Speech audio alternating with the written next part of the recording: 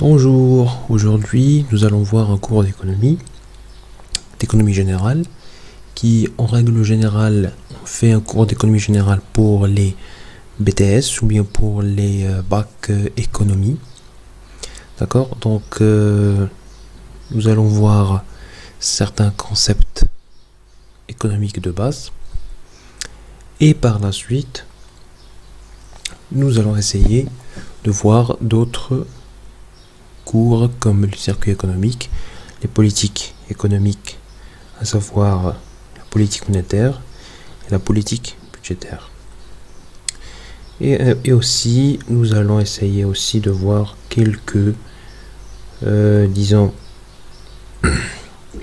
quelques phénomènes économiques comme l'inflation, le chômage. Bon, dans cette introduction, on essaie d'expliquer que l'homme est une personne qui a des multiples besoins et qui a besoin de s'organiser en groupe pour satisfaire une multitude de besoins qu'il a, savoir manger, de la nourriture, dormir sous un toit, s'habiller correctement, etc. Et au fur et à mesure, on va essayer aussi d'expliquer au mieux, des fois en dialecte marocain, des fois en français, avec ce qui se présente. Donc, voilà, on va commencer le premier chapitre. C'est premier chapitre, concept économique de base. Alors, fondement de base de la science économique est une science ancienne et datée de plusieurs siècles, cependant son fondement théorique. Et ces bases se sont réunies et solidifiées à partir du XVIIIe siècle avec l'apparition de l'école classique d'Adam Smith. Ok, d'accord. Donc, c'est quoi l'objet de la science économique? La science économique recherche à montrer à l'homme comment administrer les ressources rares. Mais quand on dit comment administrer les ressources rares, c'est بمعنى كيفاش غادي نسيروا مجموعة ديال الموارد اللي عندنا واللي تكون واللي هي موارد قليلة، بحال مثلا الزرع، الخضرة، مثلا الموارد اللي هي الذهب، مثلا الفضة، مثلا جميع الموارد اللي كيحتاجوها واللي هي قليلة. إذن من هاد الجملة الأولى كنفكروا مزيان وكنقولوا أن ليكونومي هي واحد لا سيونس ولا اون سيونس سوسيال، لأنها سي با اون سيونس اكزاكت، ماشي هي محددة وما نقدروش نشكو فيها. سي اون سيونس اكزاكت اللي عندها انكزاكت، سمحوا لي، اللي عندها هدف هو تسيير جميع الموارد اللي هي قليلة في الطبيعة. كملوا. Elle lui montrait également comment choisir ses besoins et ses biens. C'est pourquoi on dit que la science économique des choix est également une science de la rareté. هادشي اللي شرحنا قبيله، شرحنا انها une science des choix، لكن الحاجه اللي خاصنا نهتم اللي كتثيرنا شويه في هاد la définition, c'est que il lui montre également comment choisir ses besoins et ses biens. ماشي غير مثلا بغيت واحد الحاجه خصني بطريقه اوتوماتيكيه ماشي نديرها نيشان، لا، خصنا نشوفوا كيفاش la science économique, elle va nous aider à choisir les besoins ديالنا et à classer les besoins ديالنا حتى ونشوفوا حتى les biens ديالنا شنو هما les biens اللي غنحتاجوهم pour satisfaire les besoins. Donc on va passer aux définitions de la science économique. Alors, la science économique est un ensemble d'idées et de lois qui cherchent à expliquer le comportement de l'homme d'une part, d'une part, d'expliquer les phénomènes économiques, d'autre part, ce qui permettra à l'homme de maximiser sa satisfaction des besoins, de rationaliser sa double relation. Donc, غادي نشرحوا بشويه هاد la définition un petit peu compliqué à décortiquer, c'est un petit peu philosophe à voir. Donc la science économique est un ensemble d'idées, donc il y a مجموعة الأفكار وقوانين اللي كيحاولوا qui cherchent à expliquer le comportement de l'homme d'une part, اللي كيحاولوا يحاولوا يفسروا يعني يفسروا ويجبدوا التصرف ديال الانسان من ناحيه اخرى كتحاول تقلب على تشرح les phénomènes économiques d'autre part من ناحيه اخرى. mais les phénomènes économiques بحال كما قلنا قبيله غنهضروا على الانفلاسيون من بعد هادشي من بعد بيان سور غنهضروا على الشوماج اكسيتيرا. دونك كتحاول تقلب على تشرح les phénomènes économiques اللي كيشوفهم l'homme, ce qui va lui permettre de maximiser la satisfaction des besoins, de rationaliser sa double relation. Donc اللي غادي يتمكن ليه انه يطلع la satisfaction ديال les besoins اللي عنده و يحاول يراشوناليزي هذيك لا دوبل ريلاسيون اللي عنده ما بين لي بيان وما بين هو وما بين لو بيان. D'accord? Donc c'est une relation qui est plutôt assez compliquée puisque l'image de relation اللي كانوا بيننا وبين الاشياء هي ديما كتمحور حول الملكيه، اما الملكيه اما la consommation. Donc c'est à peu près ce qui est la science économique. Donc maintenant on va passer aux méthodes de la science économique.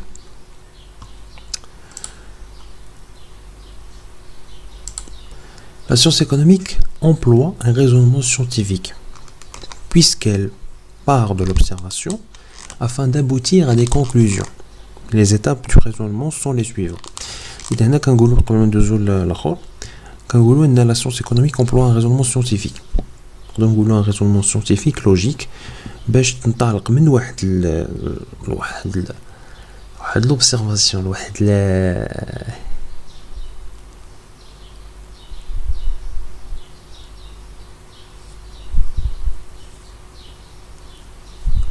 واحد l'observation باش من هذيك l'observation من هذيك الملاحظة حنا اللي لاحظنا على هذيك الظاهرة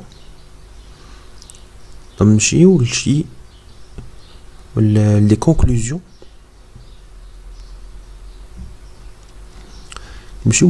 واحد الاستنتاجات اللي نخرجوها حنا من الملاحظات ديال هذيك الظاهرة كما كتكون اقتصادية بطبيعة الحال.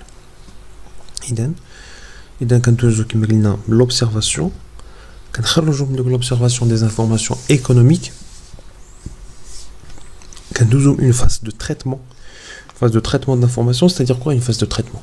Une phase de traitement هي كنحاولوا نفسروا كيفاش نحاولوا نفسروا ولا نحاولوا نفكروا c'est quoi les différentes relations اللي كيكونوا ما بين المجموعة ديال لي فاريابل اللي كيكونوا داخل هاد الفينومين économique. Donc كنخرجوا بدي conclusions. Alors mais كنخرجوا بدي conclusions si jamais هاد لي conclusions ديما كنشوفوا ظاهرة مثلا ظاهرة وكندوزو بهاد لا فاز ديال كنخرجوا للانفورماسيون ايكونوميك كنخرجوا لي تريتمون كنفكروا في دي نفكروا وكنخرجوا des conclusions et toujours à chaque fois c'est les mêmes conclusions. Donc à partir de là on peut construire des théories et des lois. C'est à partir de cet instant qu'on peut vraiment valider d'une façon scientifique et logique que vraiment il y a des lois. Et on va voir par la suite quelques théories et quelques lois. On va passer au le champ de la science économique. Ce champ est variable en fonction de l'école de pensée en présence. Donc, mais qu'un en fonction de l'école de pensée de présence, c'est-à-dire une école de pensée. L'école de pensée, c'est-à-dire que كل école كتقول لك هذه اللي مهمه هذا اللي مهمه ها كيفاش كنفكروا هكذا دونك كتمشي من هذاك المنطلق. اذا كتبقى عندك une fixation sur le concept de base de chaque école. مثلا كل واحد وكيفاش كيفكر حتى انت كتاخذ هذاك الطريقه ديال التفكير باش تفكر بنفس الطريقه. اذا نشوفوا حاجه اخرى pour les libéraux. نشوفوا première école. Pour les libéraux, la science économique pour champ d'activité les phénomènes économiques et les comportements humains qui se réalisent à un niveau soit microéconomique, soit macroéconomique. Donc, la science économique pour les libéraux, ils disent que la science économique pour champ d'activité les phénomènes économiques de les comportements humains qui se réalisent à un niveau, soit micro, soit macro. Donc, micro, on parle de la famille, de d'une tribu, d'un individu, comment il consomme, comment il se comporte. Mais quand on a le macro, c'est au niveau général, c'est au niveau niveau d'un pays, c'est plus grand. شويه واحد اللي كنقولوا واحد المفهوم اكبر. دوزو وهادشي ماشي غير زعما هادشي ماشي غير هو اللي كاين في les libéraux, en parlant en général, les libéraux, il y a plus de choses, mais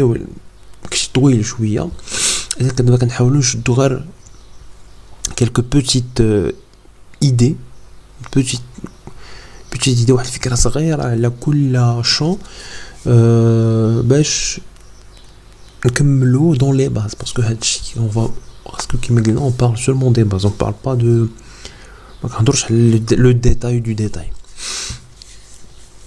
Donc pour les marxistes, la science économique pour champ d'activité les relations de l'homme avec la nature et l'homme avec l'homme. Donc c'est clair. Donc les marxistes, Karl Marx bien sûr, fondateur, le champ d'activité, la science économique pour champ d'activité les relations de l'homme avec la nature.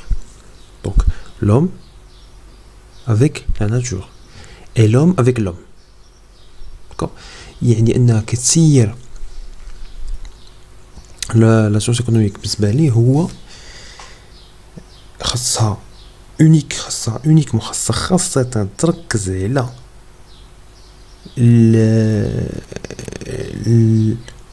الرابط اللي كاين ما بين الإنسان والطبيعة والطبيعة والإنسان مع الإنسان. يعني أن الإنسان هو في قلب الحدث خصو يركز على العلاقة ديالو ما بينه وما بين غيره وما بينه وما بين الطبيعة، يعني ما بينه وما بين الحوايج اللي كيستهلكهم ولا كيستعملهم. وعلاقتهم بين الإنسان والإنسان يعني هي علاقة اللي كتدخل فيها واحد un risque de pérennité نقدروا نقولوا، يعني واحد الخطر ولا واحد المخاطرة باش ان نشوفوا هذا الانسان واش غادي يبقى ولا لا. اذا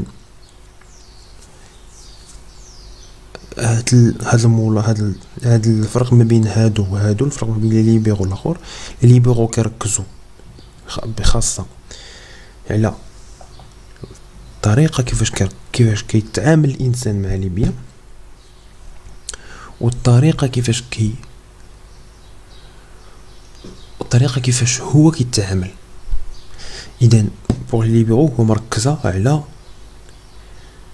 الانسان بذاته، يعني الانسان بطبعه وبكيانه.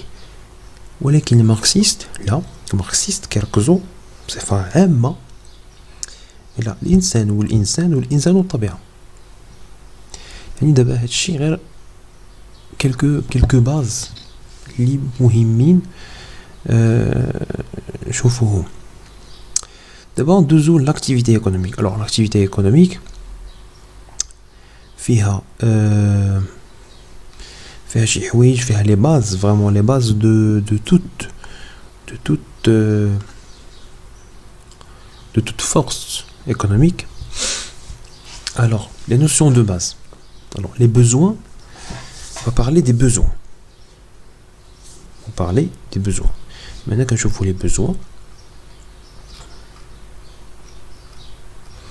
Alors le besoin est un sentiment de manque. De manque. يعني حاجة. عندك واحد الإحساس بأن ناقصك واحد الحاجة، خاصك تاكل، خاصك تدوش، خاصك تشرب، خاصك تنعس، خاصك تهضر، خاصك يكون عندك واحد المجتمع، واحد الناس عزاز عليك، عندك واحد مجموعة ديال الحاجيات. Alors هاد le besoin, ce besoin peut être psychologique, physiologique ou social. Ou social. Alors, physiologique, c'est un besoin, donc, l'origine, qui est donc à l'origine, et les besoins donc, physiques du corps de l'homme. Par exemple, se nourrir, se reposer, dormir, etc. Alors, il y a d'autres la physiologique et sociale. Alors, social, il est né de la vie en société, c'est-à-dire il est né en groupe, il ne peut pas vivre tout seul, il a besoin des autres pour vivre. وكيحتاج الناس واحد اخرين باش يعيش. اذا لي بوزوان عندك جوج، عندك فيزيولوجيك سوسيال، هما لي بوزوان اللي عند اي واحد كيما باغي يكون. واخا مثلا تفترضوا انه يكون عايش بوحدو، غادي يقدر يعيش بوحدو، ولكن غادي يعيش غير باش يعيش سا فيزيك، باش يعيش سا فيزيولوجي تعيش، ولكن سون كوتي سوسيال سون كوتي هومان ما كيكونش عايش. مثلا ناخذوا القصص ديال الناس اللي مشاو واللي طاحوا في البحر ولقاو راسهم بوحدهم في شي ايل بوحدهم جالسين في شي جزيره، يعني جالسين بوحدهم كيكونوا كيعيشوا بحال الناس ديال زمان غير باش يعيشوا. سي بلوس سي با فيفر، on appelle ça survivre. Dans toujours les classifications classiques des besoins. Alors, la classification classique des besoins, كنهضروا بحال الانسان اللي شنو هي الحاجه اللي كتجيه الاولى، شنو هو لو بوزوان اللي كيجي الاول ومن بعد والى اخره، شنو داكشي كيجي تدريجيا. يعني ما حتى ما انت كتطلع في لي بوزوان كو tu vas satisfaire que كتطلع في le niveau de satisfaction. Alors le besoin primaire, ce sont des besoins dont la satisfaction est nécessaire. Se nourrir, dormir, se reposer, etc. Donc c'est quelque chose de physiologique qui est primaire et qu'on fait chaque jour. Alors secondaire, c'est un besoin dont la satisfaction est nécessaire, qui n'est pas primaire, mais elle est secondaire. D'accord ? Se laver, s'intégrer.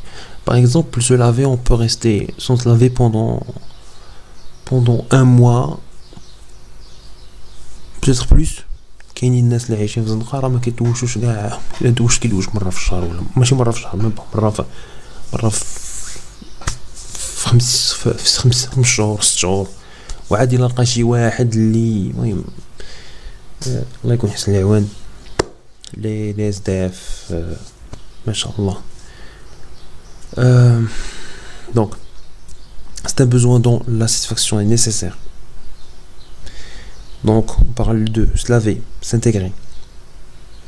Alors s'intégrer, c'est plus un côté qui est social, parce que ما يمكنلكش تبقى بوحدك عايش بوحدك ما كتهضر مع حتى شي واحد نهار وما طال، انت بوحدك ما كتفكر في حتى شي واحد، ما كتشوف حتى شي واحد. C'est un besoin que tu as de t'intégrer à un groupe, à un environnement. Ça c'est primordial pour vivre en fait. Alors il y a un autre niveau, c'est le dernier niveau plutôt, c'est une classification qui est disons logique et classique, si on parle de ça. C'est une c'est un besoin dont la satisfaction est luxueuse. C'est-à-dire, on parle là de luxe, mais que ça peut changer avec la vie. Ça peut changer avec le contexte, avec la profession. Par exemple, si on parle de profession, tu peux pas, par exemple, être un commerçant sans voiture, tu peux pas être quelqu'un qui va vendre beaucoup son voiture, tu peux pas être quelqu'un d'intégrer dans un niveau spécifique de classe sociale. Il a qu'une voiture, oui, ça diffère, mais généralement, basiquement, ça c'est un besoin dont la satisfaction est luxueuse. C'est luxe d'avoir une voiture, oui. Pour certains, ils vont dire oui, pour certains, ils vont dire non, c'est une base. Parce que les cerveaux, les gens, une voiture. Une voiture, ça coûte de l'argent. Une voiture, ça coûte cher. Une voiture, c'est pas. Elle coûte un bras. Sa maintenance, elle coûte un bras. Donc, la consommation journalière, ça coûte un bras. Donc, c'est toujours le cas. D'accord ? Alors, cette classification change selon le temps, selon l'époque et l'espace-temps. C'est bien ça que j'ai dit. Donc, selon l'espace, emplacement géographique, milieu urbain, la campagne, etc., c'est pas la même chose. Par exemple, si tu es en campagne et que tu as, par exemple, besoin de te déplacer à 50 bornes de là pour acheter des trucs, tu vas pas taper 50 bornes chaque jour. C'est pas possible, même pas par semaine. C'est pas possible. Comment tu vas faire?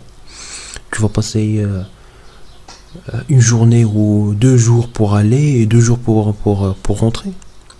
C'est pas pratique. Bon. Pas pratique cependant. C'est déjà fait.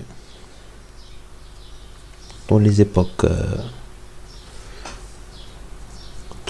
اللي فاتوا déjà الناس كانوا عايشين في واحد l'environnement اللي كانوا كيضربوا des kilomètres باش يوصلوا لواحد البلاصه. سي بور سا كو تشوف مثلا المدن القدام مراكش شوف فين راهي، الرباط شوف فين راهي، طنجة شوف فين راهي، مكناش شوف فين راهي، شحال بعاد غاديتهم. بورطون يا دي سونتين دو كيلومتر بيناتهم، وكانوا الناس كيشدوا الطريق وكيدوزوا في الطريق ايام في الطريق. Bon, on va pas parler de ça trop quand même. Alors,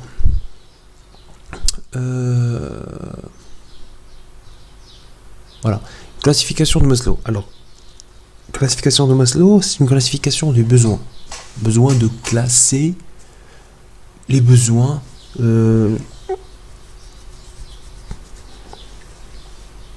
en 4 paliers, 4 niveaux.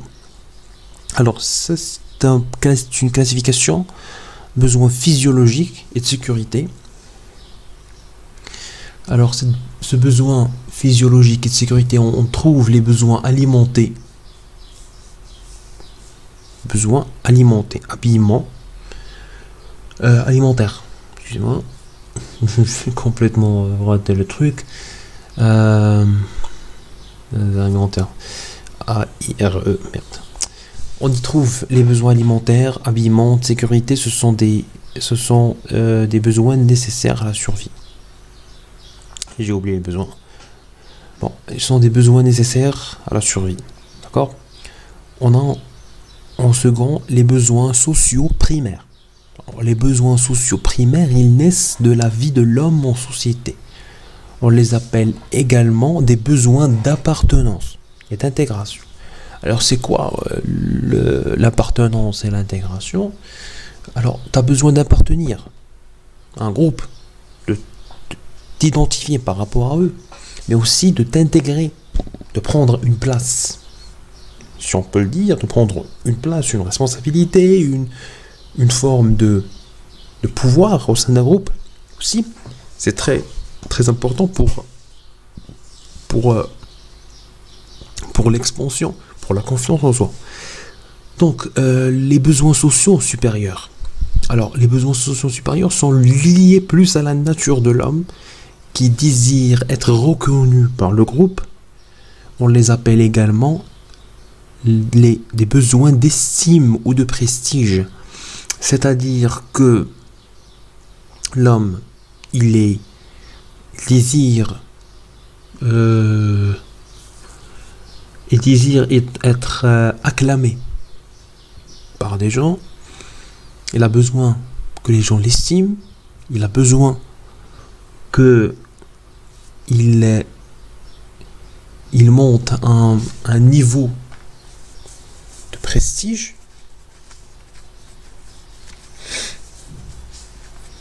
Donc, c'est tout à fait normal, vu que les gens, ils ont besoin de reconnaissance.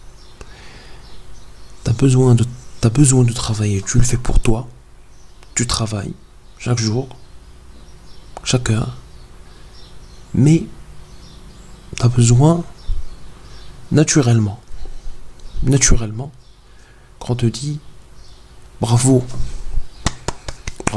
tu es arrivé, bravo, tu as fait, bravo, tu as accompli. En fait, c'est ça, les besoins sociaux supérieurs. Il y a un dernier niveau qui est amplement plus élevé, et ça c'est pour les coriaces, personnes très coriaces. Ce sont des besoins qui sont satisfaits par la réalisation, l'accomplissement de certaines tâches spécifiques. Par exemple, des tâches très spécifiques. Des tâches très spécifiques. Par exemple, Leonardo da Vinci, par exemple. Il a fait des trucs que personne n'a su faire. C'était un génie. C'était vraiment un génie. Alors, on parle de ces gens-là. On parle pas une minorité, des génies qui font partie, des génies qui sont vraiment incroyables. Des gens qui ont réalisé des œuvres dans leur domaine. Par exemple, dans le domaine de la musique, Bach, Beethoven, etc. Dans le domaine, dans d'autres domaines, il y en a plusieurs. Voilà. Donc ça, c'est la pyramide. Donc besoin. Donc nous avons en bas, c'est un besoin d'alimentation, habillement et sécurité.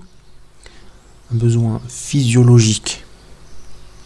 En notre nom, c'est un besoin indispensable.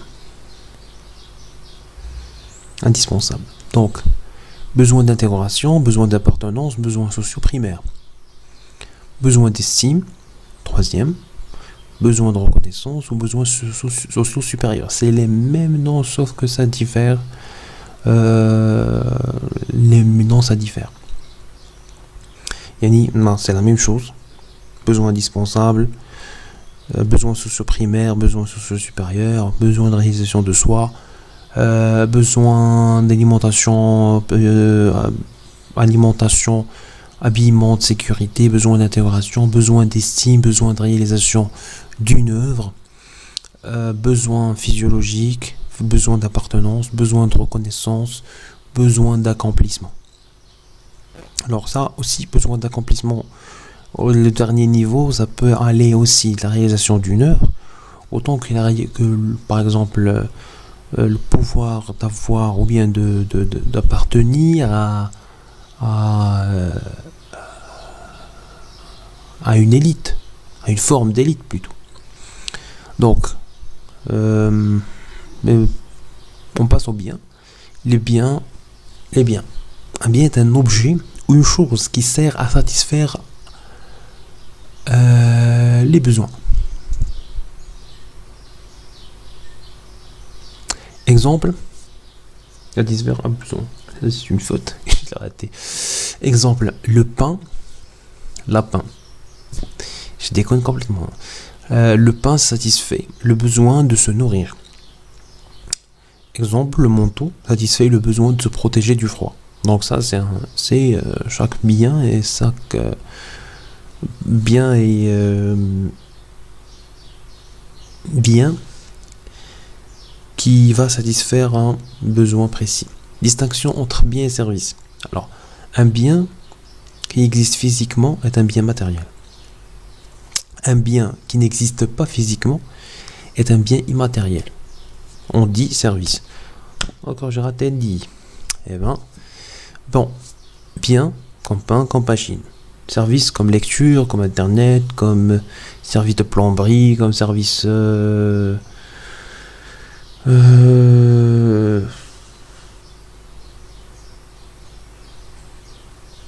service tenu par les pressings par exemple, service d'hébergement, des sites web, etc. Bon, c'est un service qui n'a pas de présence physique, donc automatiquement, c'est un bien qu'on dit qui est service. Voilà.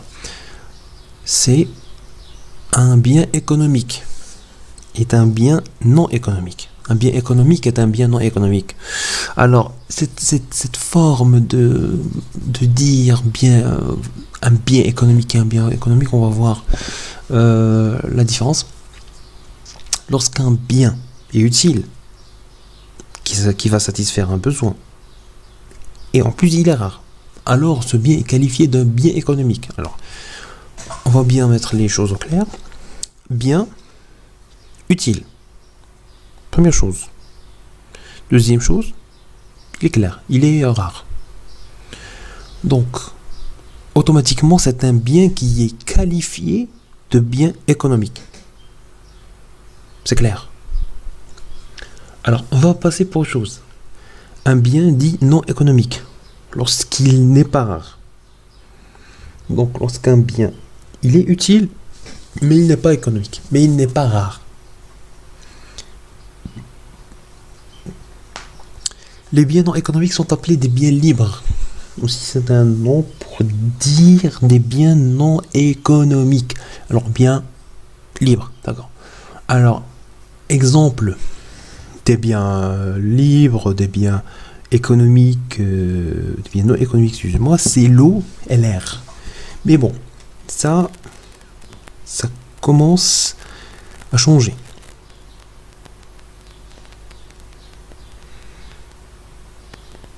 Ça commence vraiment à changer. Puisque on sait bien tous que l'eau n'est plus en abondance. Alors, on essaie par tous les moyens de traiter l'eau, de retraiter l'eau, aussi de faire le maximum pour ne pas gaspiller trop d'eau. D'accord. Donc pour les marxistes, un bien économique est utile, rare, reproductible. Lorsque le bien est utile, est rare et non reproductible, alors il est non économique. Par exemple, le tableau peint de Picasso. Il est non reproductible. Donc, c'est un bien non économique. On passe à la classification des biens. Alors, les biens, d'un critère. Alors, les critères, classification des biens. Alors, par quels critères? كيفاش حنا غادي نجيو ونكلاسيو هاد لي biens? On va les classer par des critères,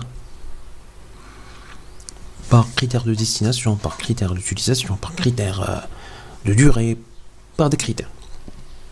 Alors, les critères de destination. La destination, ce bien il est destiné à quoi en fait? Il est destiné à être quoi? La deuxième classification, c'est la durée. La durée. Le bien, est-ce qu'il est durable ou pas?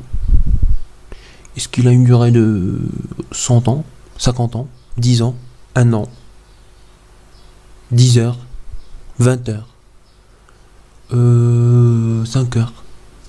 On ne sait pas. Alors, aussi par nombre d'utilisations, ou bien nombre, ou bien heures d'utilisation. Ça aussi, ça peut passer. Bref, nombre d'utilisation, on parle bien individuel, bien collectif. D'accord? Aussi, objectif du bien. Bon, le bien, est-ce qu'il est marchand ou bien non marchand?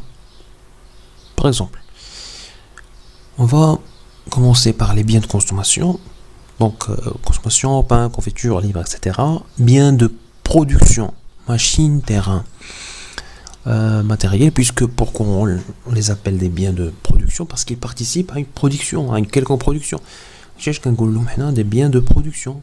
مثلا une machine كتستعملوها باش كتنتج d'autres biens. C'est une machine de quoi? C'est une machine de production.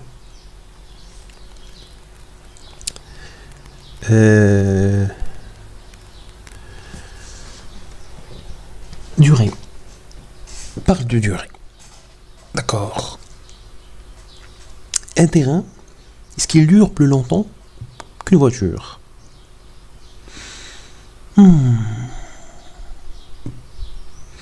Mais si on fait la comparaison avec un pain, avec le pain, est-ce que le pain dure plus longtemps? Non. Est-ce que le stylo dure plus longtemps? Non. Est-ce que le médicament dure plus longtemps? Non. Que quoi? Qu'une voiture? Qu'une maison? Qu'un terrain? Donc il y a une grande différence entre un bien durable qui a plus de 5 ans, plus de 10, plus de 15, etc. Ou bien un bien qui ne dure que quelques jours ou bien quelques heures. Alors, si par classification, par nombre d'utilisations. Alors, le nombre d'utilisations, on peut dire bien individuel, comme on peut dire aussi des biens collectifs, etc. Donc, bien individuel, par exemple, un bien qu'on peut utiliser que nous-mêmes. Par exemple, tu peux pas faire du fromage, consommer toi du fromage et ensuite le passer à une autre personne. Tu peux pas.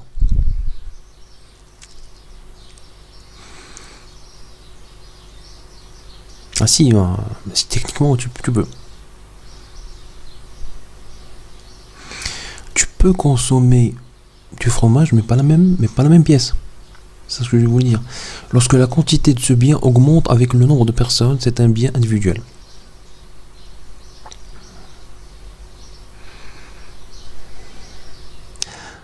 Alors, lorsque la quantité de biens augmente avec le nombre de personnes, c'est un bien individuel. C'est normal, puisque lorsque une personne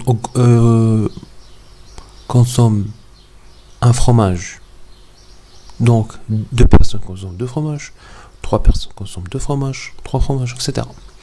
La bicyclette, les choses, c'est la même chose. Le cahier, c'est la même chose. Donc c'est tout à fait logique. Un bien collectif est un bien que tout le monde peut utiliser. Classe, train, mosquée, école, autobus, etc. Alors, on passe à l'objectif du bien. Alors, l'objectif du bien, c'est est-ce que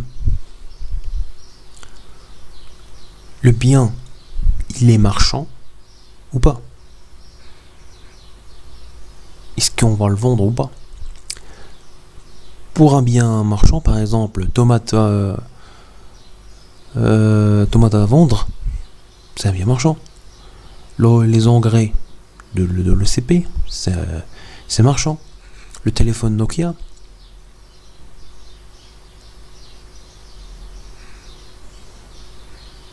sont des biens marchands.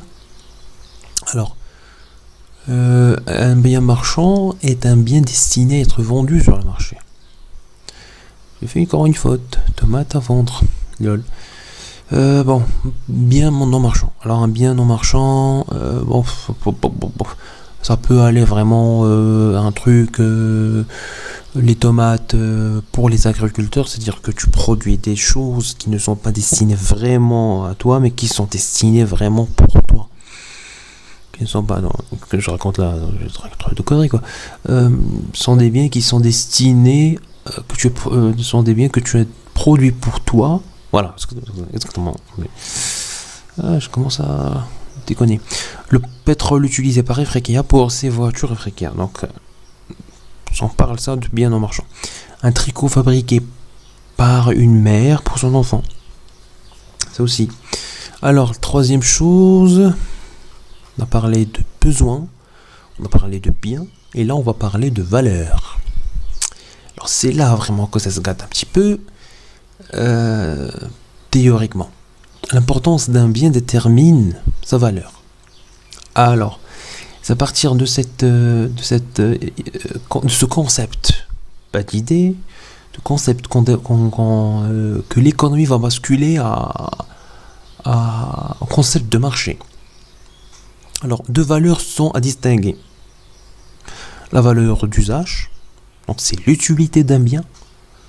Yani, فاش كنستعملوه et la valeur d'échange. Et la valeur d'échange, c'est la quantité de monnaie à donner pour obtenir un bien. علاش كنقولوا une valeur d'échange قيمة التبادل قيمة اللي غنتبادلوا بها باش ناخذوا هذاك لو بيان. نقدروا زعما كنا كنتبادلوا باش شنو الحاجه اللي كانت موجوده في السوق ماشي في السوق في لا ناتور. كانوا زمان كيتبادلوا بدي كوريس. دي كوريس سو سون دي بتي بحال واحد دي كوكي كيكونوا في البحر هما دي كوريس avec un type précis. كانوا كيتبادلوا بهم لانهم كانوا قلال وكانوا كيلقاوهم في البحر. اذا كانوا كياخذوهم pour une monnaie qu'on utilise pour faire des échanges. Alors je crois que je peux faire une vidéo sur ce truc après. On va voir, à savoir l'histoire vraiment de l'histoire de la monnaie. C'est une chose extrêmement incroyable et très très très très instructif comme chose. Bon, en tout cas, n'hésitez pas à me le faire savoir si vous voulez l'histoire de la monnaie. L'histoire plutôt comment on est arrivé à cette espèce de monnaie en papier. Voilà. Alors, on a à droite, c'est la valeur d'usage d'échange.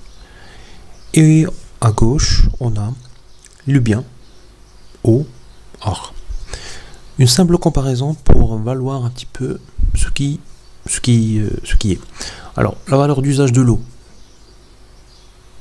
elle est élevée, mais sa valeur d'échange, elle est faible. L'or, par contre, c'est l'inverse.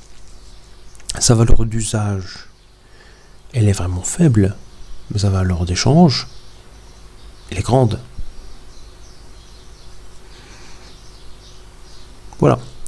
Donc cette valeur d'échange, c'est le marché. Et cette valeur d'usage, c'est l'utilité. Ça compte. Alors, la relation qui existe entre les deux premiers concepts qu'on a traités au début, c'était le besoin et le bien. Alors, ces relations sont nombreuses et cherchent à permettre une meilleure satisfaction des besoins, la production, la consommation, l'échange, l'investissement, le stock. Alors, on va parler de chaque concept la production, la consommation, l'échange, l'investissement et le stock. Alors, la production il désigne l'opération de transformation et création des biens pour les rendre aptes à satisfaire les besoins. La production désigne également les des biens obtenus suite à un effort humain. Alors la production هي l'opération هي العملية اللي درناها باش نحولوا واحد مجموعة ديال لي بيان كنحولوهم باش نعطيوهم واحد الهيئة او واحد الصفة باش انها pour satisfaire un besoin précis باش تشبع واحد الرغبة وحدادة. La production désigne également des biens obtenus suite à un effort humain. Donc هنا ماشي غير هذه هي لا برودكسيون. alors هنا باسكو درنا في الاول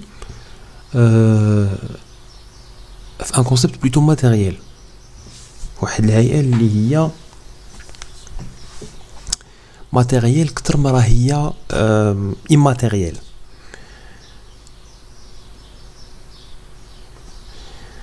La production désigne également des biens obtenus suite à un effort humain. Alors là, on parle d'efforts humains, comme par exemple dans les centres d'appel. Qu'est-ce qu'on dit الناس الجروب الناس اللي كيخدموا لا شنو كنهضروا على ديك البلاصه كنقولوا لها prod. Pourquoi? C'est parce que vraiment c'est la partie de l'entreprise qui est en train de produire pour l'entreprise. D'accord? On trouve aussi ce terme dans toutes les sociétés audiovisuelles. Audiovisuelles et aussi informatiques. On entend aussi ce terme. Donc, la consommation, c'est l'opération de destruction par usage d'un bien pour satisfaire un besoin. Lorsqu'une personne consomme un bien qu'elle a produit elle-même, alors on parle d'autoconsommation. Si tu produis un bien que toi tu as consommé, c'est de l'autoconsommation, c'est pas de la consommation, c'est de l'autoconsommation. Alors, si tu produis un bien que tu n'as pas produit, si tu consommes un bien que tu n'as pas produit, c'est de la consommation.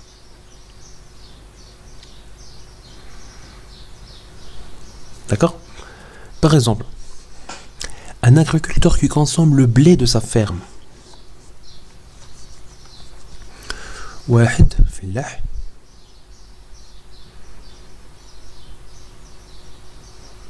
كلا الزرع ديالو. On parle quoi? On parle ici de autoconsommation. Un enfant qui met un tricot fabriqué par sa maman. Ça aussi c'est de l'autoconsommation. Un agriculteur qui a consommé une boîte de sardines. On parle ici de consommation. D'accord? Alors le troisième concept, l'échange. L'échange, c'est une opération qui consiste à donner à un bien en contrepartie d'un autre bien. Donc du blé contre de l'huile contre des tomates, etc. Dans une économie monétaire essentielle, des échanges passent par la monnaie. Des œufs contre la monnaie, de la monnaie contre des stylos. L'échange exige bien sûr un prix déterminé pour effectuer un échange. D'accord? Donc on parle maintenant du quatrième concept, c'est le stock. Alors le stock, c'est la quantité d'un bien gardé en réserve pour une utilisation future. Lorsque le stock est exprimé en monnaie, alors c'est une épargne. Celui-ci désigne la somme d'argent gardée par une personne en réserve pour une dépense future. Donc, en gros, la quantité d'un bien, le stock, كنقولها في الدارجه كنقولوها شتينا واحد الحاجه حطيناها في الستوك ولكن داك الستوك تكون نفس الناتور باش غتولي مثلا شتيتي بواطه السردين حطيتها في الستوك شتيتي بواطه الحوت حطيتها في السردين شتيتي بواطه ديال الطوماط حطيتها في السردين حطيتها في الستوك ça c'est pas un stock parce que le stock خصو يكون عنده نفس c'est la nature. 100 علبة ديال السردين. Ça c'est un stock.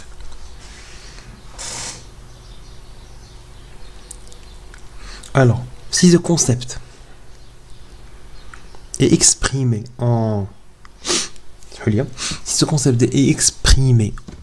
monnaie, alors là on parle d'épargne.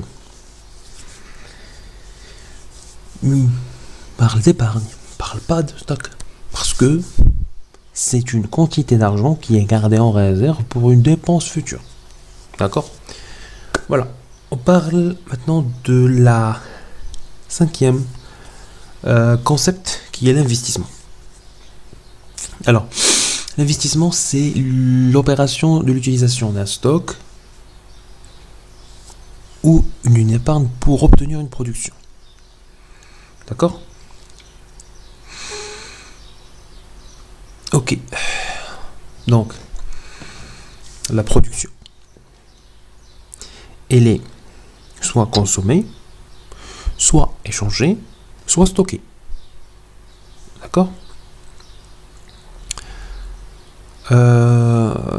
Prochainement, dans la deuxième vidéo, on va parler des agents économiques, qui sont les types d'agents, les types des agents économiques, qu'est-ce qu'ils font, etc. D'accord? Donc voilà, je vous souhaite une excellente journée. À bientôt.